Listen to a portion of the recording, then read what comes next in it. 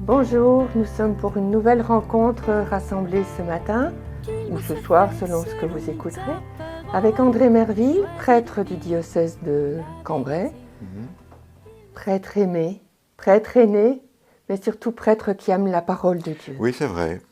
J'ai appris à la connaître, à l'aimer, de plus en plus d'ailleurs. Voilà, c'est vrai. Et aujourd'hui, André, tu vas nous parler De Jérémie. de Jérémie qui a vécu dans une époque très troublée. Oui, vraiment. Et où il y avait vraiment un choix à faire. Est-ce que je suis le monde? Est-ce que je suis l'alliance, la parole de Dieu? On en est là. C'est un tournant qui s'est pris parce que s'ils n'avaient pas suivi, on ne serait pas là. Merci, donc on leur Jérémie. doit beaucoup parce que c'est notre histoire. Voilà, cette histoire, c'est notre histoire. Alors, Jérémie m'a été inspiré pour ce temps parce que Jérémie a la réputation d'être quelqu'un qui dit des jérémiades, quoi. Donc, c'est pas un livre qu'on nous facilement. Donc, j'ai choisi un livre qu'on ne va pas souvent voir. Et j'espère qu'on va découvrir que c'est vraiment important qu'on ne mette pas de côté des passages de la Bible. Ça va? Tout à fait. Alors, on va tout de suite se transporter à son époque. C'est l'époque du roi Josias en 622. Alors, faut bien sûr qu'on ait un petit peu en tête le Moyen-Orient, mais c'est facile, le Moyen-Orient, maintenant on en parle tous les jours dans l'actualité. C'était déjà une époque qui était au niveau géopolitique extrêmement bousculée, ça l'a toujours été curieusement, et c'est là que Dieu a fait entendre sa voix, et qui continue à faire entendre sa voix. Et donc, voilà, cette époque du roi Josias, c'est 622 avant Jésus-Christ, voilà, il est nommé roi, et c'est un moment où le peuple va vivre un grand renouveau, un petit peu. Ils ont vécu un concile quelque part, parce que on a retrouvé dans le temple, en faisant des grands travaux, on a fait des grands travaux à droite de Paris, et on fait des grands travaux, on découvre des choses. Et là, ils ont retrouvé un parchemin, ils ont retrouvé la trace de la toute première alliance qui avait été écrite et qui racontait cette alliance de Moïse et toute cette histoire du peuple qui a refait alliance avec ce peuple qui leur ont permis d'entrer dans cette terre qu'ils occupent actuellement. Et voilà, et ils ne sont pas sûrs que cette terre, ils vont pouvoir la garder parce qu'on va le voir après, elle est très bousculée. Mais comme c'est beau là, de voir, il y avait une prophétesse qui avait dit oui, elle avait confirmé, oui, c'est vraiment ce texte-là. Et le roi Josias, qui était un génie, il avait vraiment, en quelque sorte, repris ses bases pour construire vraiment, donner une assise au niveau du peuple et faire en sorte que les tribus puissent se retrouver réunies, autour de cette alliance. Voilà. Cette fois-ci, ça y était, les tribus du Nord et les tribus du Sud, elles s'étaient réunies autour de cette alliance, et il y avait eu des grandes célébrations pour fêter cela, comme on l'a vu il n'y a pas longtemps à Paris, des grandes célébrations où le peuple était heureux, il dit ça y est, enfin on est au ciel, on est arrivé, le Seigneur est avec nous, il sera toujours avec nous, il n'y a pas de problème, et donc bravo, puis voilà, on a fait des belles cérémonies, on était reparti chacun chez soi. Oui, c'est vrai. Voilà, on a fait un passage à Paris, j'ai eu l'occasion de passer, j'ai vu ces foules qui contemplaient les pierres, je me dis, mon Dieu, on n'est pas si loin de Josias, on va voir pourquoi. Mais à la même période, il y a un homme qui s'appelle Jérémie. Jérémie qui était né dans un village qu'on appelle Anatote, mais c'était un petit village, mais c'était une famille sacerdotale, mais les prêtres, à ce moment-là, disant que cet événement, c'est eux qui conduisaient les destinées du peuple, bien sûr. Et donc, ils étaient cultivés, non seulement, on le verra, Jérémie, il savait lire les Écritures, il savait aussi écrire. En fait, on va le voir, fréquenter très facilement la cour du roi Josias et des autres rois, mais c'est une personnalité importante. Et en fait... c'est une personnalité importante, particulière, parce qu'il n'acceptera jamais le titre de diplomate. Il n'acceptera jamais d'avoir un titre. Il ne voudra jamais qu'on dise que c'est un prêtre. Il dira, moi, j'ai une autre mission, et on va le découvrir, c'est ça qui est magnifique. C'est qu'il a été visité par le Seigneur, et donc j'ouvre le livre de Jérémie. La parole du Seigneur s'est adressée à moi. Et voilà ce que le Seigneur m'a dit. Avant de te façonner dans le sein de ta mère, avant que tu ne sortes de ton ventre, je te connaissais. Je te connaissais et je t'ai consacré. j'ai fait de toi un prophète pour les nations. Et j'ai dit, mais Seigneur, je suis trop jeune, je ne sais pas parler, je suis trop jeune. Alors c'est intéressant parce qu'on voit que quand on parle de vocation, c'est pas du tout fait, c'est pas du tout cuit. Ça va être toute sa vie qui va être devant cet appel. Ça va être toujours un appel premier. Et toute sa vie, Jérémie va dire, mais moi je ne sais pas parler, mais enfin tu m'envoies, mais pourquoi tu m'envoies, moi? Et alors il a cette parole, je suis avec toi. Je suis avec toi pour te libérer. Voilà la première parole qui a retenti dans le cœur de Jérémie et qui va résonner dans son cœur tout au long d'une vie qui va être très difficile. Mais on verra effectivement que tout au long de sa vie, le Seigneur sera avec lui. Je serai avec toi pour te protéger, pour te libérer. Voilà. Alors on voit très très bien justement que cette relation au Seigneur, c'est pas entendre une parole de surplomb qui va nous façonner, non, c'est une parole qui est vivante. C'est un dialogue avec le Seigneur. Avec Jérémie, on comprend que cette parole est une parole toujours en dialogue. Et la preuve, c'est que la première vision qu'il va avoir, c'est une vision. Le Seigneur lui parle, et que vois-tu, Jérémie? Je vois un rameau d'amandier. Je vois un rameau d'amandier. Le rameau d'amandier, c'est très particulier parce que l'amandier, le mot amandier, c'est veilleur. Bon, je vois un arbre qui est veilleur et je vois un arbre qui annonce le printemps puisque c'est le premier arbre qui fleurit, qui porte des fruits. Et donc on voit que la toute première parole qui était adressée à Jérémie, c'est une parole d'espérance. Et cette parole qu'il a reçue va être extrêmement importante parce que la période qui va suivre Josias, ça va être une période la plus troublée de l'histoire d'Israël, une des plus troublées certainement. Et la plus troublée, oui. Et donc, cette parole va rester dans son corps comme une petite lumière, comme celle qui est là, toute vivante. Avec cette parole, dès que Dieu ouvre la bouche et nous parle, cette parole, elle descend dans notre cœur, elle se grave à nous, et ça va être comme ce flambeau qui va nous permettre d'avancer contre vents et marées. Alors, on va tout de suite, se tourner encore un peu sur Josias. Et Josias qui se rend compte que maintenant, il a un royaume comme les autres. Et il est en mesure de jouer dans la cour des grands parce qu'à ce moment-là, il y a des grands empires qui l'entourent. Jusque-là, ils n'étaient rien du tout. Et là, peut-être qu'ils vont être quelque chose. Parce qu'il y a l'empire d'Assyrie, il y a l'empire d'Égypte. Hein, et voilà que l'idée lui prend de se dire, bon, j'ai trouvé ma place un petit peu comme tampon. Vous voyez, il va raisonner de manière humaine. Il y a l'Égypte qui va attaquer la Syrie, et il doit passer par Megiddo. Megiddo, c'est le territoire d'Israël.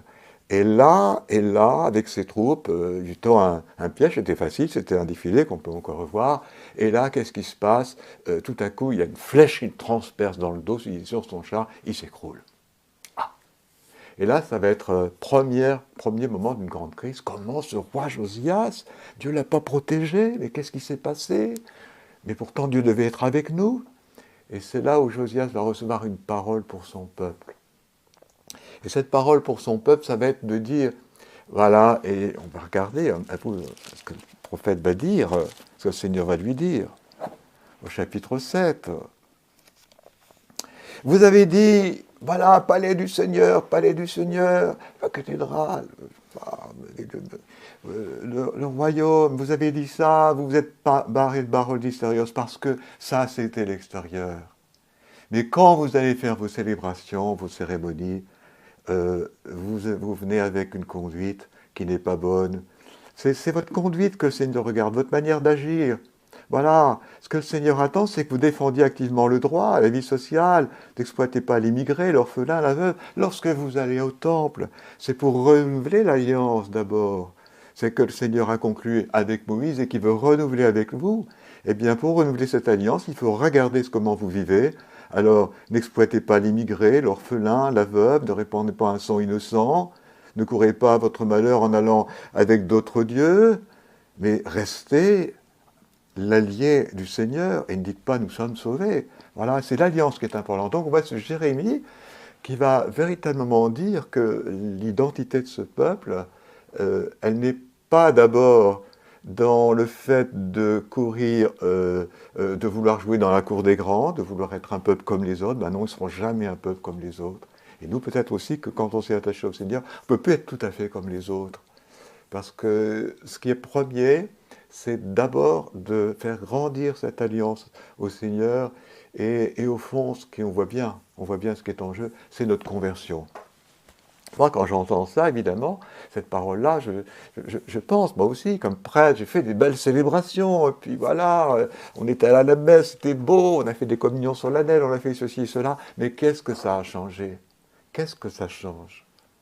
Et voilà, et souvent, on a des personnes qui rencontrent le Seigneur, puis qui retrouvent des habitudes, mais qu'est-ce que ça change dans notre cœur? Le Seigneur veut véritablement inscrire sa présence dans notre cœur en nous donnant une manière de vivre qui est la sienne. Et ça, c'est ça qui est le plus important à entendre dans ce livre de Jérémie.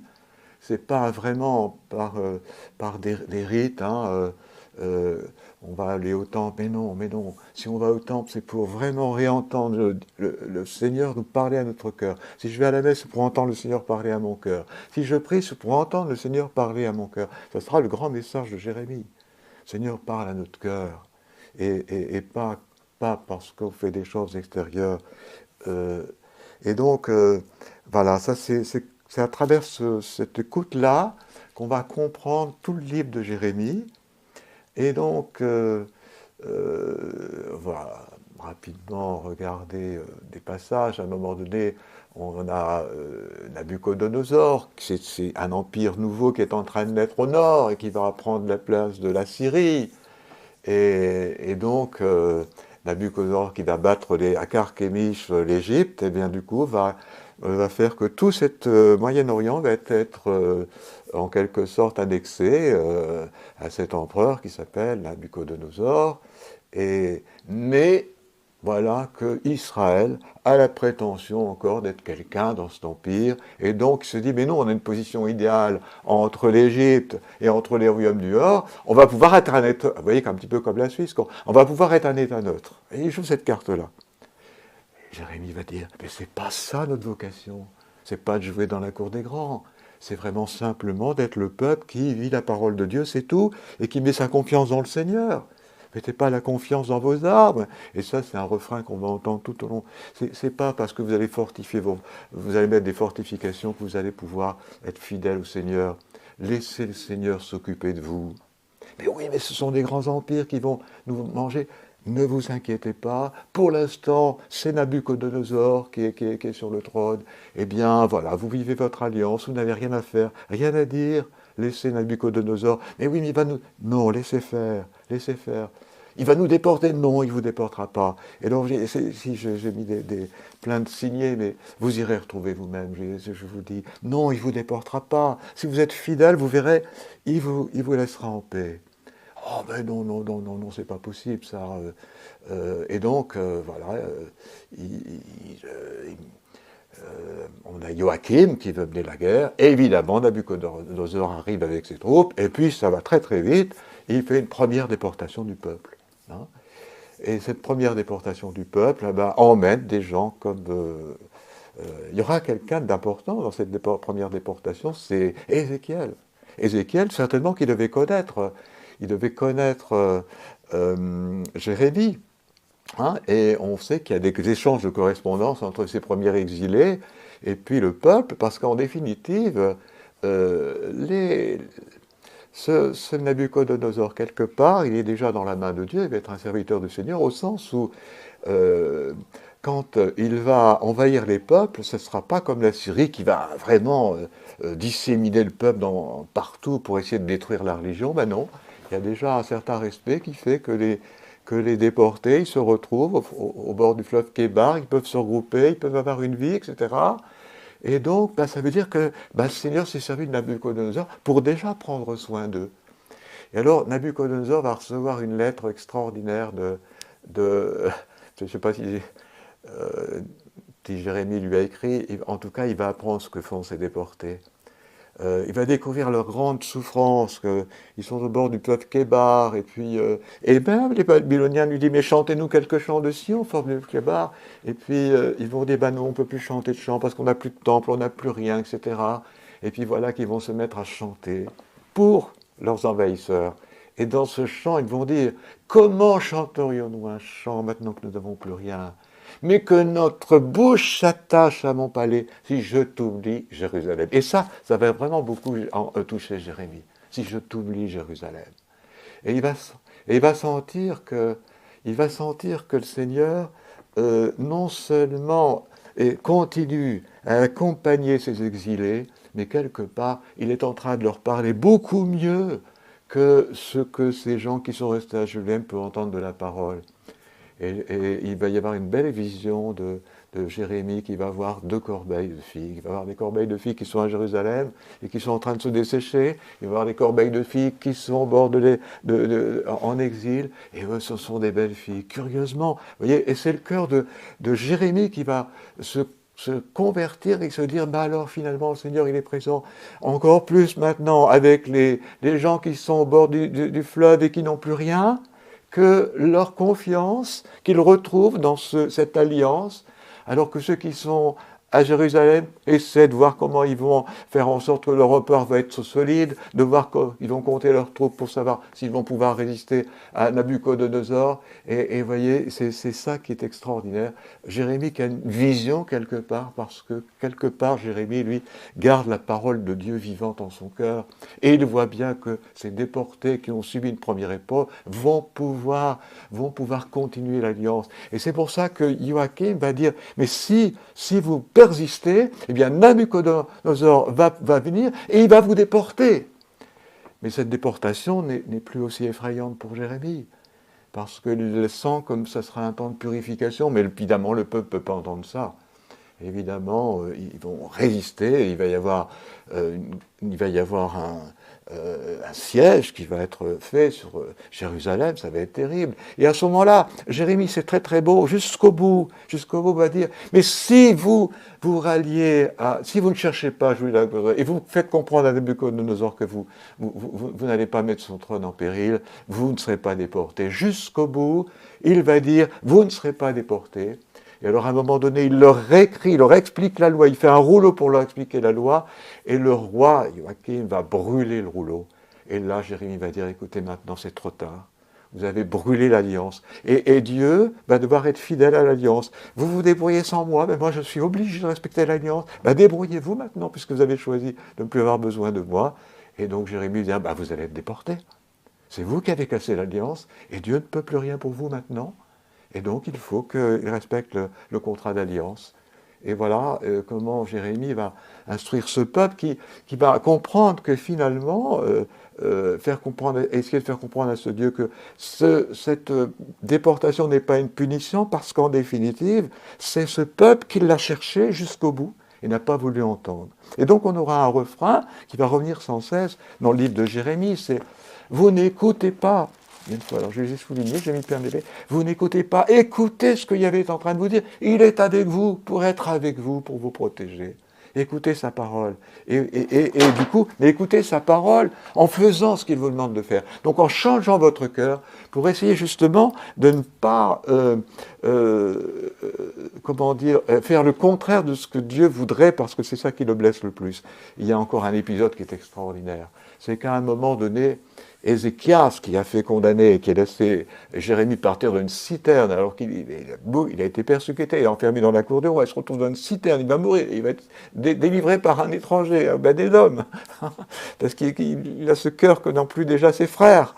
Et donc Ézéchias, c'est bouleversant, va venir le trouver, et il va dire, surtout ne dis pas je suis venu te trouver, mais voilà, qu'est-ce que tu dis là? Et là, c'est beau, parce que Jérémie va lui dire, tout est encore possible. Tout est encore possible. Fais simplement un geste. Et Jérémie, et voilà, et ce geste, Ézéchias va le découvrir. Je vais libérer les esclaves. Je vais libérer les esclaves. Alors, il libère les esclaves, et en libérant les esclaves, eh bien, ils étaient protégés, ils restaient dans l'alliance. Et même en faisant un petit bout d'alliance, il fait juste un petit peu son petit possible. Il peut livrer les esclaves, mais fais-le. Et puis après, il se reprend. Et c'est là où, effectivement, Jérémie comprend qu'il n'y a plus rien. Et qu'il va partir en déportation. Tu vois, tu as fait ça. Tu vas être déporté. Mais tu garderas la vie. Effectivement, il va garder la vie. Mais donc on sent bien comment ce Jérémias, alors ce Jérémie, c'est bouleversant parce qu'il souffre de voir son peuple souffrir. Mais il comprend que sa souffrance de voir le peuple souffrir, c'est la souffrance de Dieu. Il le comprend bien. Parce qu'il comprend bien que Dieu fait tout pour que ce peuple découvre que son salut, il est dans l'alliance avec son Dieu. Qu'est-ce que vous en pensez, mes amis qui m'écoutez, là? Ça me met plein de joie dans le cœur de voir que l'amour de Dieu, il est toujours ouvert, toujours disponible. Oui. Et en même temps, c'est le cœur de l'homme qui dit non. Et oui, et c'est notre liberté. Donc, en même temps, cette espérance, comme on est dans l'année de l'espérance. Oui, tout à fait. Hein. Et en même temps, notre responsabilité, allons-y. Et ce qui me frappe aussi, c'est l'engagement de Jérémie jusqu'au bout. Ah oui. Ah oui. Ah oui, parce qu'à un moment donné, c'est beau, parce qu'il va y avoir encore un assassinat après, il va y avoir Godolias qui va être assassiné, et du coup, dire, mais vous avez tout perdu. Mais en fait, Jérémie reste avec son peuple. Il aurait pu faire le choix de partir avec les exilés, parce que Nabucodonosor, qui a des espions partout, savait qu'il y avait quelqu'un qui tenait pour eux. Et il décide de rester avec le plus petit peuple. C'est très très beau. Il décide de rester avec eux. Je trouve ça magnifique. Et après, bon, il va partir en Égypte, il va dire, bah oui, finalement, Dieu est grand, finalement, il va être en Égypte comme il était en... parce que, voilà, je t'ai coupé la parole pour dire qu'en fait, ça a transformé Jérémie aussi, qui a toujours vu le cœur de Dieu s'agrandir, finalement. Et à un moment donné, il va dire au chapitre 31, ah bah oui, il va donner, finalement, il va donner à ce peuple un cœur, son propre cœur, quoi. Et ce peuple finira par entendre la parole de Dieu, voilà, comme Dieu veut lui faire entendre, quoi. Hein, voilà. C'est extraordinaire, cette espérance qu'avait Isaïe, que tout le peuple finirait par entendre la parole de Dieu avec son cœur. Et espérance pour nous aujourd'hui aussi, que cette parole, elle peut transformer notre monde et qu'elle peut transformer mon cœur. Et aussi que Dieu m'appelle moi. Je ne m'appelle pas Jérémie, mais il m'appelle et il veut que j'ai ce cœur. Il veut me partager son cœur pour son peuple et pour les frères. Est-ce qu'on pourrait dire c'est parce que chacun de nous qui sont appelés à être comme le prophète Jérémie aujourd'hui, hein?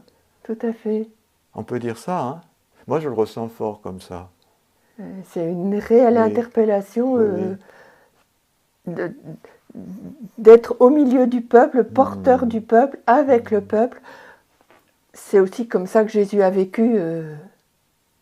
Et Jérémie, c'est aussi un peu une préfiguration de Jésus. J'ai envie de finir comme Jérémie.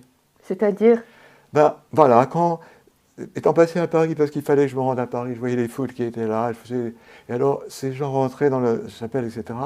Mais je dis quand même, la première fois que le président, avec sa délégation, est rentré dans cette...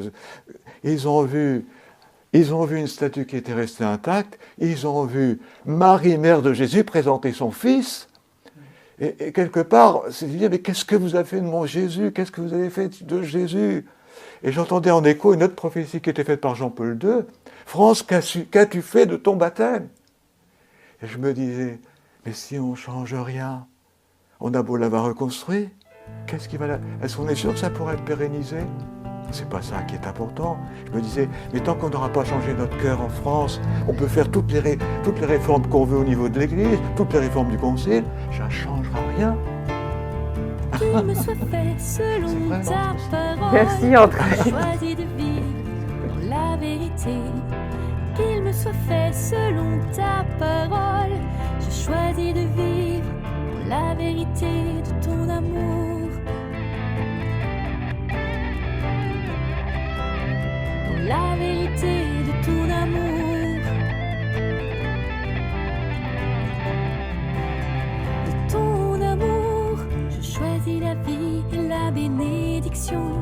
Je renonce à la mort et aux malédictions.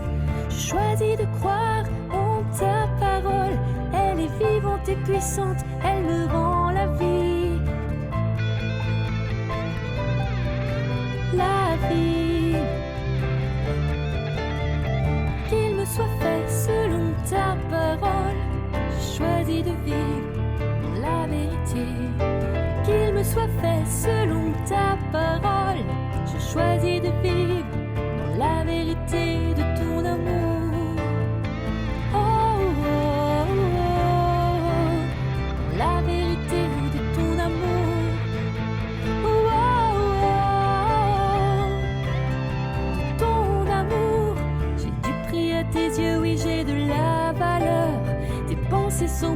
des dessins de bonheur. Tu m'as choisi et c'est pour toujours. Tu ne peux rejeter l'œuvre de ton amour.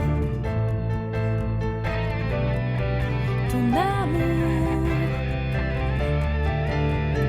Qu'il me soit fait selon ta parole. J'ai choisi de vivre dans la vérité. Qu'il me soit fait selon ta parole. J'ai choisi de vivre dans la vérité de ton amour. Oh, oh, oh, oh. Dans la vérité de ton amour. Oh, oh, oh, oh. De ton amour. Tu me condamneras si tu es pour moi. Tu as plaidé ma cause, toi mon avocat. Tu as payé, tu m'as libéré. Tu m'as ouvert le ciel, je suis sauvée par grâce. Par grâce. Qu'il me soit fait selon ta parole. J'ai choisi de vivre dans la vérité. Qu'il me soit fait selon ta parole. J'ai choisi de vivre dans la vérité